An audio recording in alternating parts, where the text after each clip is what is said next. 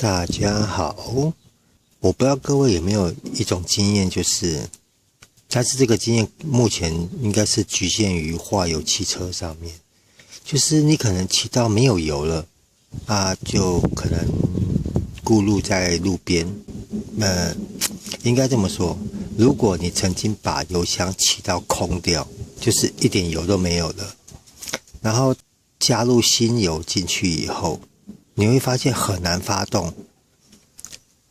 可能要发很久才发动。其实如果说在早期啦，早期一些挡车，因为挡车很简单，就是你只要在油箱下面、引擎的后面，你就可以看到化油器在那边了。所以这一招在很早期的挡车上，几乎每个人都会，而且很方便操作。但是在化油汽车的速克达车型上，可能就比较麻烦，你可能要把坐垫拆掉，就是马桶拆掉，你才能看得到化油器。如果是地油的话，地油啊、兜风那些，可能它的化油器在边边，也比较好操作。但是在比较新式的4冲程速克达上，你就一定要拆马桶，你才能摸到化油器。但是这个只是一个小办法，它的用意就是让你能够快速的让汽油进到化油器里面，然后让你发动，而不用你一直又要按着启动马达，又要转油门，又可能你发到没电了，它还是发不起来。但是我必须先声明，这一招只适用于你的车子是在吸不到油的状态下。这个吸不到油不是因为说化油器阻塞哦，你今天如果说是没有错，如果你是因为化油器的管路阻塞的话，吸不到油，用这一招也是可以。但是当用这一招吸出来的油燃烧光了以后，它还是没办法正常工作。所以说这个前提必须是你的化油器是正常，然后基本上会遇到的状况就是一定是你骑到车没有油，然后你加油进去以后发不动，这个状况下如何很快速的让你的车子可以吸到油。可能比较年长一点的朋友这样讲很不礼貌啊，其实我年纪也不小了，这样讲可能很不礼貌，但是说实在话，这个真的就是比较有年纪的车友才会知道的事情，就是你只要把你的空滤拔掉，然后你手去堵住它，这个时候你去发动它的时候，它吸不到空气，它只能从主喷油孔这边，这样不知道你们有没有看到？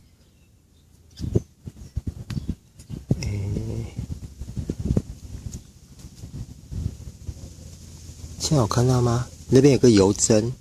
油针下面那个洞就是主喷油孔。当前面的气管是接住的时候，我们把空滤拔掉，用手堵住这边，因为它吸不到空气，它只能从主吸油孔那边吸气，因为这边有一个透气孔，这个是那个化油器底部那个油室浮筒室里面的那个透气孔，它只能，如果你这边堵住以后，它所有能够通的空气就只有这一个主喷油孔。当你骑到没有油的时候，这边是连这边的油都没有了嘛？那是不是它变成必须从这边吸的时候，它就是这边产生吸力，油管这边就会加大它的吸油量，你就不用说一直靠发动靠引擎很微弱的吸力去把油箱的油再吸回来。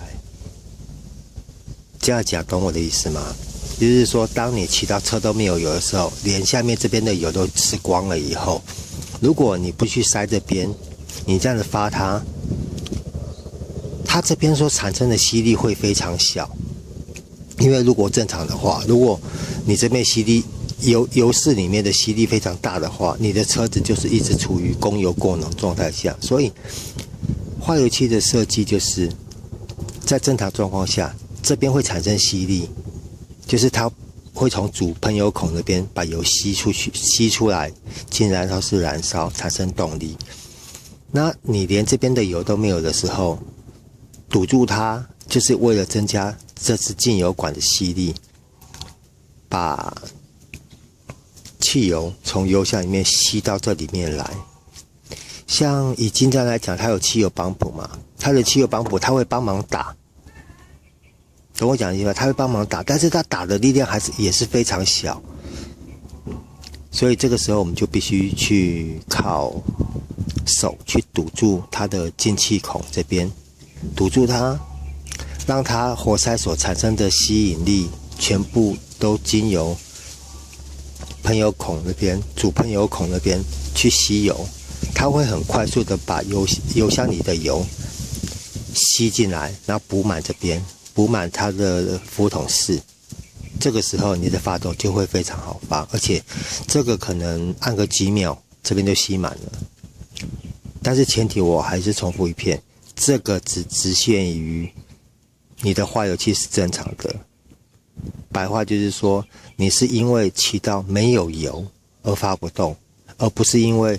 化油器阻塞而发不动。如果你化油器阻塞，你用这一招也是可以，但是当你的油，你刚刚我们在按的时候吸出来的油燃烧光了以后，你的化油器还是没办法正常供油。这样讲懂我的意思吗？因为你的重点是化油器故障堵塞，你不是因为吸不到油。你这样讲好像也不对。应该这样说好了。如果你的问题是因为化油器堵塞导致吸不到油，这个只能让你发动一下下而已，因为你的化油器本身就吸不到油了。你用这一招吸出来的油燃烧光了以后，它还是无法正常供油。所以我刚刚讲的这个塞进气孔这一招，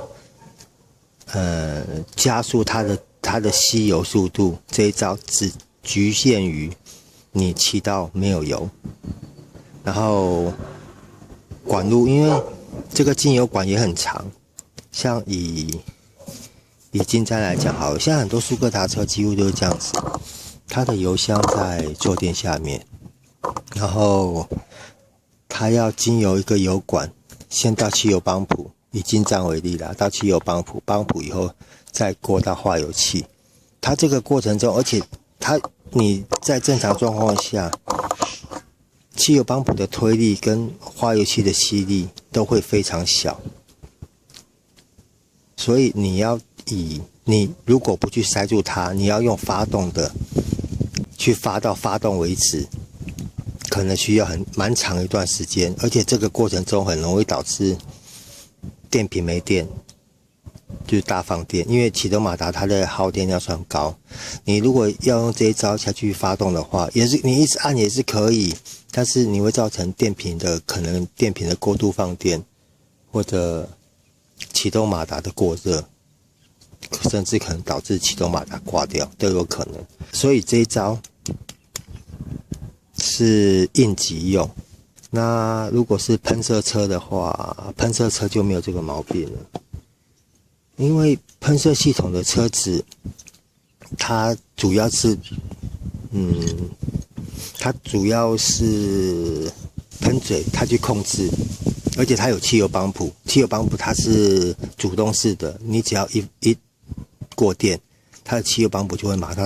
上运作，就马上把汽油加压到喷油嘴那边去。所以说这种问题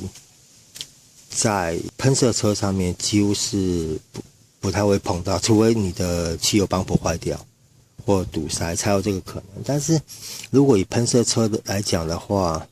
你只要开电，你仔细听就会听到一个马达运作的声音，那个就是汽油帮浦在打油。所以说如果你的喷射车突然发不动，它的问题可能会比较简单，但是解决方式就是更换而已。它不像可能化油汽车，我们可能就是可以再去做其他的测试。喷射车也是可以测试啦，只是变成说，你如果只是很单纯的吸不到油，应该要这样讲，吸不到油这个问题，在喷射车上面比较不会碰到，因为它本身就会，喷射车本来就有一个汽油帮浦嘛，电子式汽油帮浦，你只要一过电，它会主动的把油